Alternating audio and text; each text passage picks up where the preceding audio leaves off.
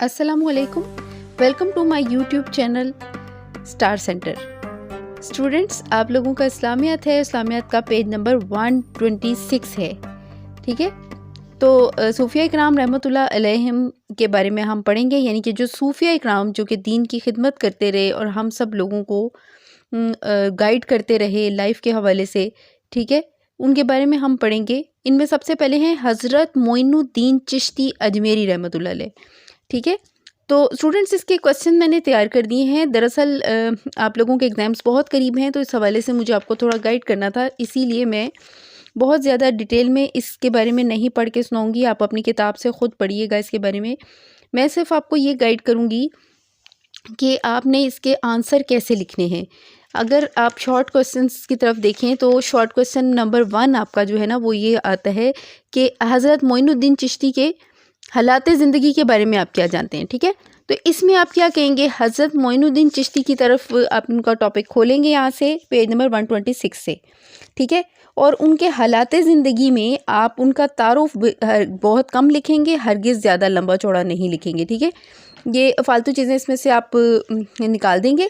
आप सबसे पहले इसमें इनकी इब्तदाई तालीम के बारे में लिखेंगे। ठीक है, इनका नाम वगैरह लिखने के बाद आप इनकी इब्तदाई तालीम के बारे में लिखेंगे। ये सारे क्वेश्चन मैंने आपको दे दिए हैं, रिटन फॉर्म में भी लिखे हुए हैं और कुछ बुक से मैंने आपको इमेजेस दिए हैं।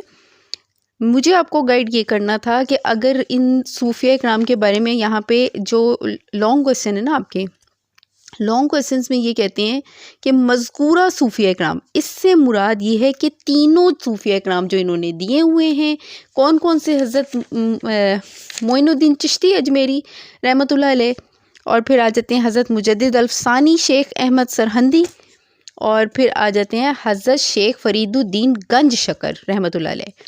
ठीक है, तो ये इन तीनों के बारे में ना जो बात उन्होंने पूछी है, 8th क्लास, आपने इस बात का बहुत ख्याल रखना है कि आप जब इसका आंसर लिखेंगे ना तो जो सवाल पूछा गया उसके मुताबिक ही जवाब लिखेंगे। और दूसरी बात ये है कि आपको ये भी एग्ज़ाम्स में देखना होगा, क्योंकि अब सिस्टम चेंज हो गए हैं, तो अमूमन स्टूडेंट्स को ई शीट्स मिलती हैं या ऐसी शीट्स मिलती हैं जिनमें जगह कम होती है उनके पास लिखने के लिए। ठीक है, तो जब आप शॉर्ट क्वेश्चन लिखते हैं तो उसको बहुत ज़्यादा लॉन्ग करने की ज़रूरत नहीं होती है। आपके पास जो मोस्ट इम्पॉर्टेंट उसके बारे में इंफॉर्मेशन होती है आप वो लिखते हैं, सवाल के मुताबिक जवाब दिया जाता है।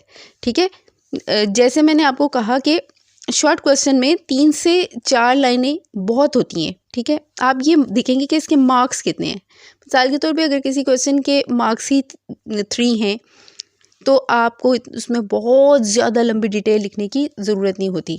ठीक है, आप इसे बहुत ज़्यादा याद इसलिए करते हैं क्योंकि टीचर्स वगैरह इसको बहुत तफसील से इसलिए करवाते हैं कि कहीं लॉन्ग में वो क्वेश्चन ना आ जाए। ठीक है, तो जब आप शॉर्ट अटैम्प्ट कर रहे होंगे तो आपने, क्योंकि 12-13 या जितने भी आपकी लेंथ होती है, क्वेश्चंस जितने ज़्यादा होते हैं, आपने उस हिसाब से उनको अटैम्प्ट करना होता है, टाइम शॉर्ट होता है, तो आपने नहायत ही ज़रूरी मालूमात देनी होती हैं जो बात पूछी गई होती है।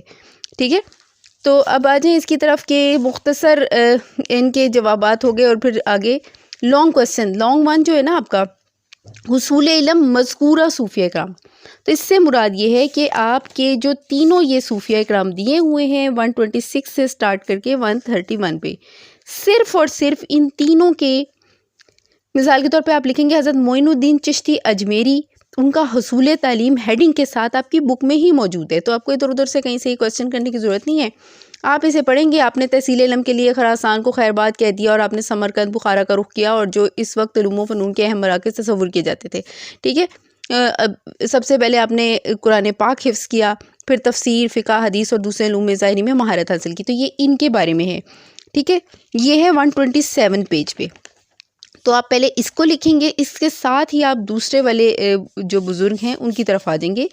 ठीक है, उनका हुसूल तालीम है आपका पेज नंबर 128 पे, तो आप सिर्फ उनका ये 4 लाइनों का, बमुश्किल 3 से 4 लाइनों का लिखा हुआ है, तो ये सिर्फ हुसूल तालीम वाला पोर्शन आप इनका लिखेंगे। ठीक है, फिर आ जाएँ हज़रत शेख फरीदुद्दीन गंज शकर, तो उनका भी सिर्फ हुसूल तालीम वाला पोर्शन आप लिखेंगे।